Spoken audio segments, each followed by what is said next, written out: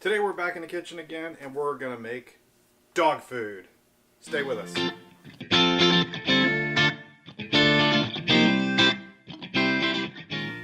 So some simple reasons why you might want to make your own dog food is your dog excretes a whole bunch in your yard and you're tired of picking it up.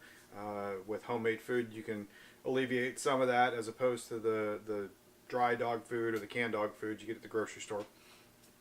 The other reason you might want to do it is because your dog has allergies to specific food items, usually like corn or something of that nature. So you can make your own dog food at home. Our dog has allergies, but he doesn't have any food allergies. He's got allergies to cedar and mites, dust mites, and fleas, and about 17 other items. So we're not making dog food because we want to alleviate his allergies. We're making dog food just for his health, basically. Not even because we're trying to alleviate some of his excretions, because we live on a little bit of land and he just kind of goes wherever he wants, and it's not a problem for us. So what you're going to need is about 3 pounds of a ground meat. You can use your choice of chicken, pork, beef. I mix it up. I'll use chicken or pork one day, or chicken and pork. You can actually combine different meats in the food.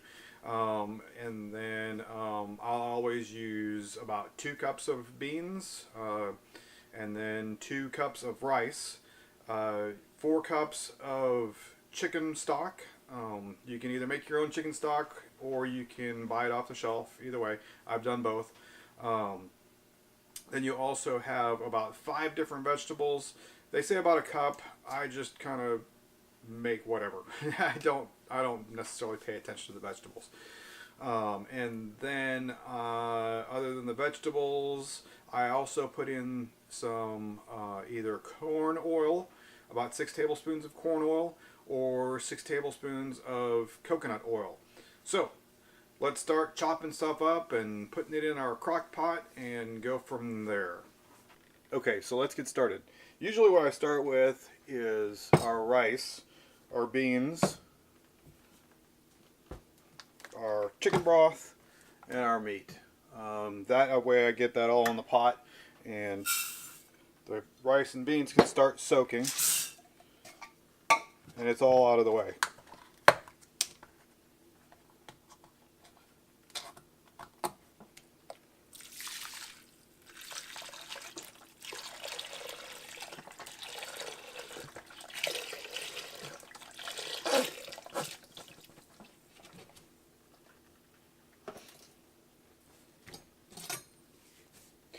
And with your knife, you want a good sharp knife. Watch this. I just barely am putting any pressure on it. It's cutting that plastic. Because with knives, the sharper they are, the less force you have to use a knife. And I've said this in some of my other videos, but the less force you use to actually use the knife, the less likelihood there is that you're going to wind up cutting yourself, because you're not going to use too much force and then come off of what you're trying to cut and all that good stuff. So it's just a dull knife is not a good knife. So be sure that you have a way to sharpen your knives at home. And you don't have to sharpen them with every use. Just I usually sharpen mine every 3, 4, 5, 6 uses, something like that. It just really depends on how I feel and how the knife is operating.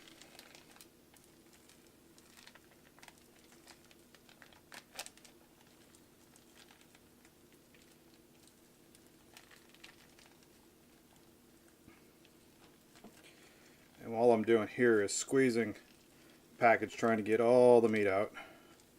You paid for it, you might as well get it out, right?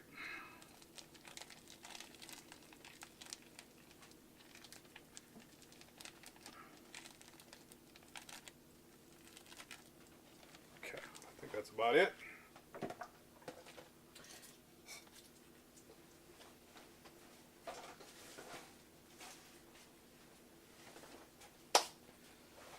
So all my vegetables here I've already pre-washed, and we'll just get rid of the ends there that we don't need.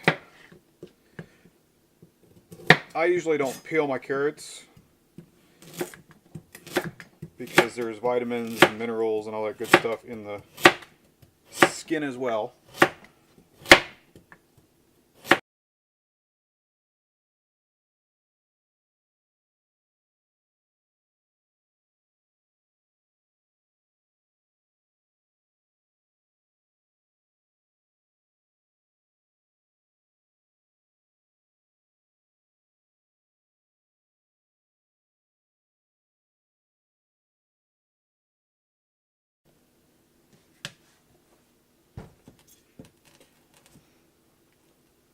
Now we're only going to use about half of this spaghetti squash.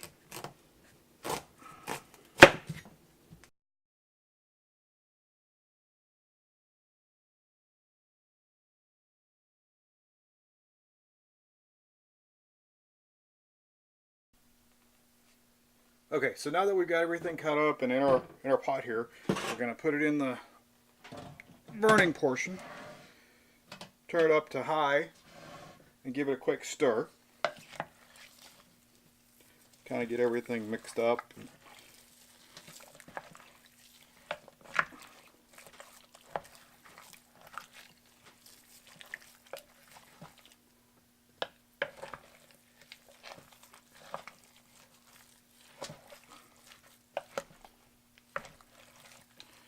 Okay, and once you get everything kind of stirred up, doesn't have to be completely stirred up, but pretty good.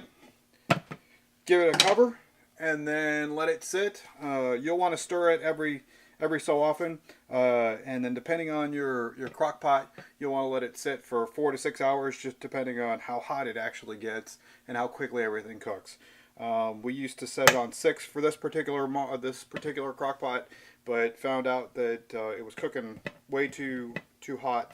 So we've backed it down to about 4 hours on this particular model. This one's a Hamilton Beach. I think it's like a 7-quart that you can pick up at Walmart or somewhere like that.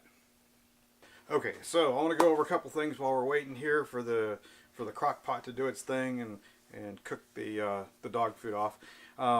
Today I used 2 cups of rice, 2 cups of beans. I used 4 cups of chicken broth or chicken stock, either way, whatever you want to call it.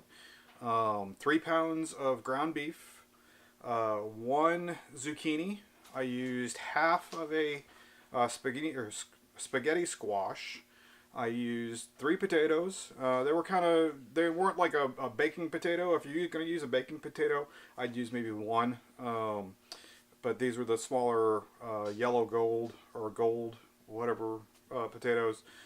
Used 2 carrots and then 3 stalks of celery, as well as 6 tablespoons of our coconut oil.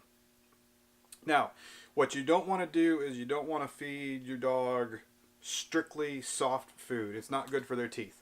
When I was looking around on feeding my dog homemade dog food, I found out that it's not good for their teeth.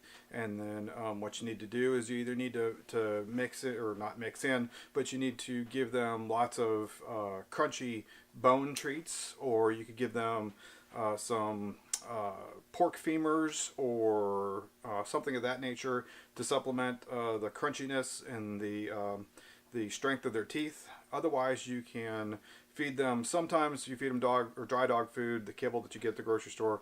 That's what we do, is we give them either the cowhide chew bones, and we still feed him the dry food. I don't want to ruin his teeth, obviously, so he gets this a good portion of the time, and then we leave the kibble out for him to feed on as he wants. If this isn't quite enough for him that day, if he's been running around exercising quite a bit and still needs something more, he's got that available to him. But check with your veterinarian. You always want to make sure that your dog can have whatever you're putting in there. We found that we've tried corn a few times, but that just goes right through him. Doesn't get digested. Goes in as corn, comes out as corn. You can honestly see the each and every kernel that he has eaten. So we figured that was just a waste of money. So we don't use that any longer. But check with your veterinarian. Make sure that the combination of vegetables to meat and rice and beans is what they're wanting for your dog. Make sure that he can have or she can have each and every vegetable that you put in. Like there are certain vegetables that you don't want to give your dog. I know broccoli for sure on our dog gives him horrendous gas. So I give him broccoli still, but I try and limit that as much as possible because he's just he's a machine and not a good machine at that point. So I'll show you about the food again here in just a little bit when it's a little bit further along in its cooking process, and then I'll also show you when it's done.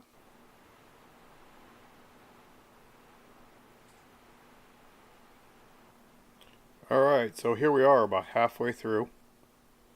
I started up,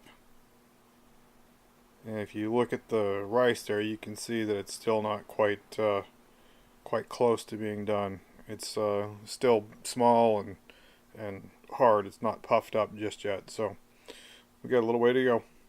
Alright guys, so this is our finished product.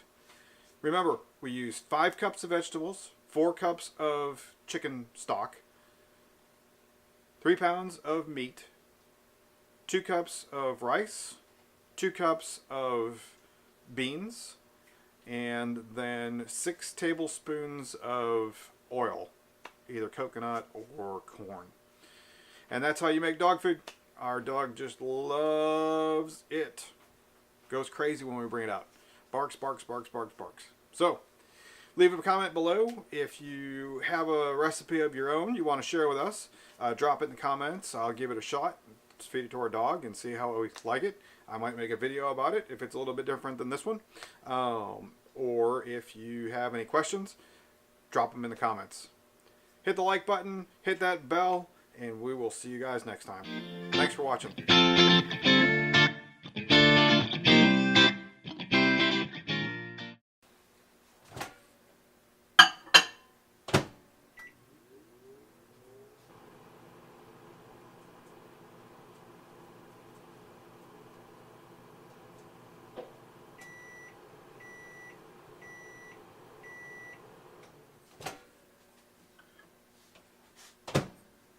You want this?